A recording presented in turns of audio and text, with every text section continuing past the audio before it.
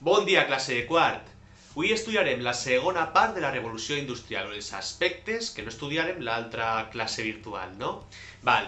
El que farem serà explicar el liberalisme com doctrina ideològica i després parlarem de l'evolució de les formes d'organització del treball. Passarem dels gremis al putting out system i finalment acabarem amb la indústria concentrada. Això és el que veurem avui.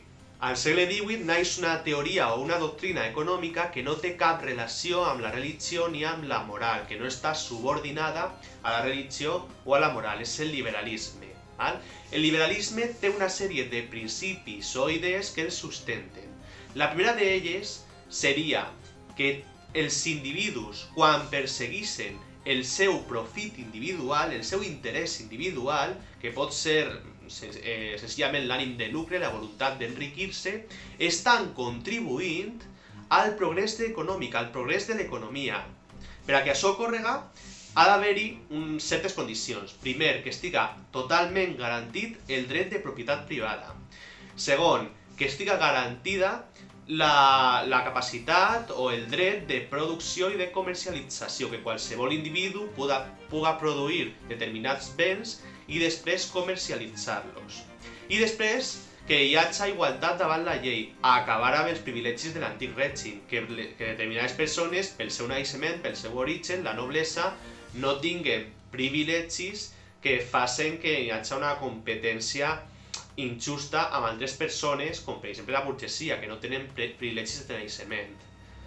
El segon principi del liberalisme és el de l'harmonia universal.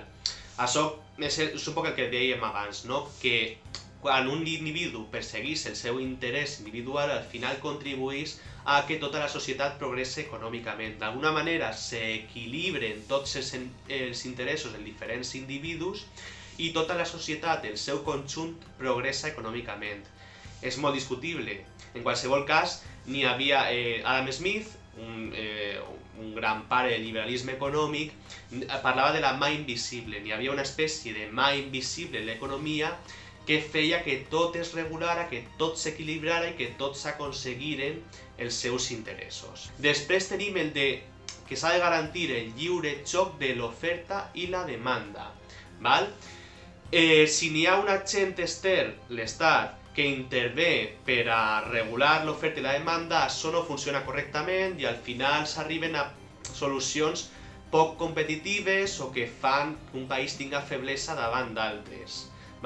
Però penseu, per exemple, en el tema de les mascaretes, no? Si no n'hi ha cap agent extern, si l'Estat no intervé en fixar preus i en limitar que els preus pugen molt, al final els preus de les mascaretes pugen moltíssim i solament poden accedir a elles les persones amb major poder econòmic, les persones que poden comprar-les, no? I això deixa una part de la població sense el subministrament d'aquest bé i fa que igual l'altra part de la població acapare molts béns d'aquestos, no? El quart principi liberal és que l'Estat no ha d'intervindre més que per a garantir el lliure joc d'oferta i demanda i la propietat privada. És a dir, l'Estat ha d'utilitzar la policia, l'aparat coercitiu i els tribunals de justícia, per a garantir que això es respecta i que les persones que contravenen les lleis i contravenen la propietat privada són sancionades. L'Estat no pot intervindre o no ha d'intervindre en sectors com per exemple l'educació, la sanitat, etc. perquè l'oferta privada és la que garantirà que això arribi a tots i que això siga el més eficient possible. Un altre principi que és molt discutible. Al final el que passa és que si les persones no tenen els drets d'educació i de sanitat garantits, n'hi ha persones que poden pagar-les i n'hi ha persones que no poden pagar-les. El primer economista liberal destacat va ser François Quesnay, a mitjans del segle XVIII. Va elaborar una teoria plasmada en un llibre que s'anomena Tableau économique, de 1758, en el qual una de les seues màximes era la de laisser-faire, laisser-passer, le monde va de lui-même, que vol dir una cosa així com deixeu marxar a l'economia, no intervengau, que l'Estat no intervenga a l'economia perquè ella mateixa s'autoregula. Altra de les seues idees era que el motor econòmic real era l'agricultura perquè proporcionava ingressos, produïa per damunt dels costos que la resta, la indústria, la manufactura, etc., no feien una transformació dels béns i no feien una verdadera producció. Açò rep el nom de teoria fisiocràtica. Adam Smith, l'economista liberal per excel·lència, va superar ràpidament la teoria fisiocràtica. Al 1776 va publicar Assaig sobre la natura i l'origen de la riquesa de les nacions. En aquest assaig explicava que l'origen de la riquesa no és l'agricultura, sinó el treball humà, el treball que es fa per a transformar un bé en un altre. I que s'augmentava la productivitat i la riquesa quan s'augmentava l'especialització, que cada agent econòmic s'especialitza en la producció d'un bé determinat. A més, s'especialitza en la producció del bé que més convé. Per exemple, si es tracta d'agricultura, és lògic que els països tropicals, com per exemple Cuba, s'especialitzen en productes tropicals, com per exemple el sucre o la pinya, i que països que tenen la capacitat de produir determinats cereals a Europa s'especialitzen en aquests productes de cereals, els que menys costos els reporten i més ingressos els reporten. Aconseguint que cada estat o cada territori s'especialitzi en allò que pot fer més rendible, s'aconsegueix el progrés general. Aquesta és la teoria d'Adam Smith.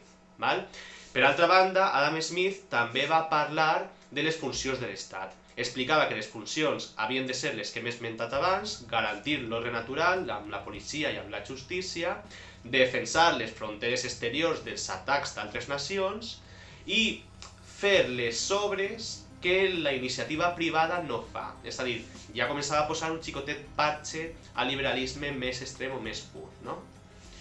Bé, explicat a grans rasgos el liberalisme econòmic, passem a parlar de l'evolució de les formes d'organització del treball. El punt de partida quin és? Són els gremis. Els gremis són institucions que van néixer a la fi de l'edat mitjana i que regulen un poc tot el procés productiu. Són corporacions que regulen qui accedeix a la professió, qui pot ser mestre i les relacions entre els mestres, els oficials i els aprenents. També regulen com s'ha de produir un determinat bé. No val produir-lo de qualsevol manera, s'ha de fer amb unes determinades condicions i ha de tindre una determinada qualitat. Açò és un agent que intervé excessivament a l'economia. A Anglaterra ja van entrar en decadència al segle XVII, i a França la revolució els va eliminar definitivament. Recordeu, en l'etapa de la monarquia constitucional ja s'eliminaren els gremis, i a la resta d'Europa ho farà la llei a mitjans en la primera meitat del segle XIX, quan s'implanten els règims liberals i s'acaba amb l'antic règim, també s'acabarà amb els gremis. Passem al putting out system o al sistema de treball o de producció a distància. Per una banda està la ciutat. A la ciutat operen els gremis i no pot fer ningú el que li doni la gana. A la ciutat aquestes corporacions controlen tota la producció. Però per altra banda està el camp. Al camp estan els llauradors, però n'hi ha determinades èpoques de l'any en la qual els llauradors no fan res o no fan tasques que suposen una càrrega molt alta de treball. Estan més alliberats. A Anglaterra i a altres regions d'Europa, però sobretot a Anglaterra, es va desenvolupar una nova producció. N'hi ha un, mercader empresari que proporciona matèries primeres als llauradors que estan al camp i que no estan fent res en aquest moment. Aquests, en el seu temps lliure i per aconseguir ingressos extra que no els dona l'agricultura, es posen a fabricar objectes, a fabricar productes, que després s'entreguen una altra vegada al mercader empresari i aquest els comercialitza als mercats o a les ciutats. D'aquesta manera, la producció que es fa al camp pel putting out system pot competir amb la producció que es fa a la ciutat. I té una característica, que com no està sotmesa a la reglamentació dels gremis, que és estricta, es pot innovar, es pot fer modificacions en el disseny del producte, es pot experimentar amb altres matèries primeres, i això permetís que la indústria progresse, que els productes s'adapten més a les necessitats, que ja sabeu que les necessitats de les persones van evolucionant, la moda també va canviant, no? A la fi, aquest sistema és molt més rendible que el sistema que es fa mitjançant els gremis, no? Que el sistema de la ciutat.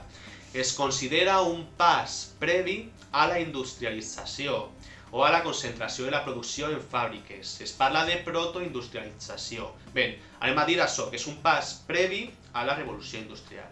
I culminem això amb la indústria concentrada. Ja al segle XVIII, a la segona meitat del segle XVIII, comencen a aparèixer fàbriques reials, fàbriques o llocs on es concentra una quantitat important de treballadors. Encara no estan mecanitzades i no s'aplica l'energia de l'aigua, del vapor o del carbó. Però sí que n'hi ha una especialització, cada treballador o cada grup de treballadors s'especialitzen en tasques determinades i sí que n'hi ha una vigilància, una concentració dels treballadors i això fa que siguin molt més productives, molt més rendibles, augmenta la productivitat, augmenta la producció i comença a transformar les relacions laborals. Val? Això moltes vegades és iniciativa del despotisme il·lustrat. Són els propis despotes il·lustrats els que fan fàbriques sobretot amb interès armamentístic per a fer armes, però també per a fer productes de luxe, com per exemple tapissos, com per exemple porcellana, no? D'ací ja és més fàcil passar al factory system, a la concentració de les persones en les fàbriques. Val? La innovació que introduís el factory system, una de les pioneres va ser la fàbrica sedera de J. Lombe a Anglaterra, és que s'aplica l'energia del carbó, de l'aigua, del vapor d'aigua a la producció i n'hi ha màquines que faciliten molt la producció dels treballadors. És a dir, que això culmina amb els treballadors concentrats en un lloc determinat, vigilats, especialitzats en tasques determinades i amb l'aplicació de màquines i de fonts d'energia per a fer funcionar tot això. No es va generalitzar el sistema fabril fins la dècada de 1830, és a dir, que és ja la culminació de la primera revolució industrial. Podem veure que la transformació de les relacions laborals és un procés llarg que abarca diferents estadis, diferents segles i a diferents ritmes segons els estats, que culmina al 1830 amb l'extensió del sistema fabril, de les fàbriques.